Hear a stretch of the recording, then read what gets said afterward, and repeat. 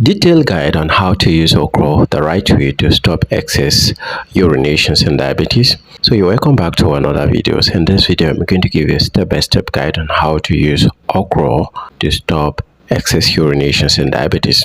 In one of my previous video, I told you how okra can help stop excess urinations in people with diabetes, and the video went viral.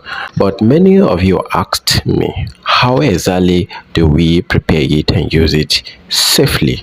So today, I will show you the complete step-by-step guide on how to use okra to control sugar and stop that frequent urinations naturally, nothing attached to it. Okra or ladyfinger is rich in soluble fiber, flavonoid, and antioxidant. These nutrients help your body absorb sugar slowly and reduce the pressure on your kidney and bladder. That's why it helps stop constant urination. Now let's get practical. Here are the correct way to prepare okra water for diabetes management. First thing you need to do is to get 4 to 5 fresh okra pods. Choose the green, firm ones, not soft or dry ones. 2. Wash them thoroughly. This is important to remove dust, sand, or pesticides, any residues on it. Third, you slice them into thin rings. Don't just cut in half. Slice more so the fiber and nutrient can come out easily. And number 4, you put the slice into a clean glass cup or jar. Add about 250 ml, 1 glass of room temperature clean water.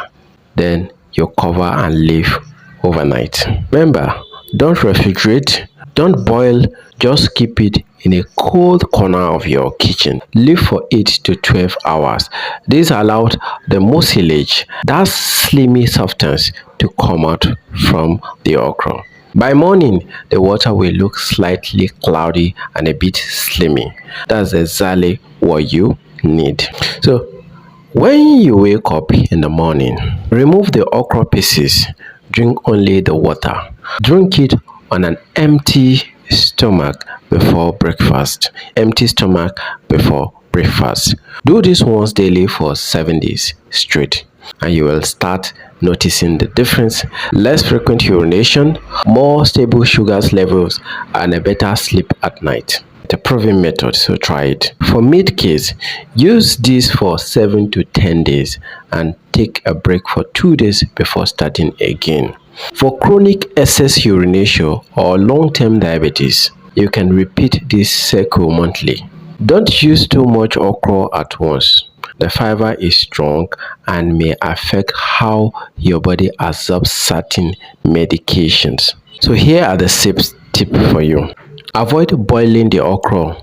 Hot water destroys the fiber that help balance sugar. Don't mix with sugar, honey, or flavored drink. Use plain water only. If you are already on diabetes medications, check your sugar often. Okra can enhance insulin functions and cause low sugar if not monitored. Some people also soak okra together with cloves or bitter leaf, but for diabetes, plain okra water is safer and more effective.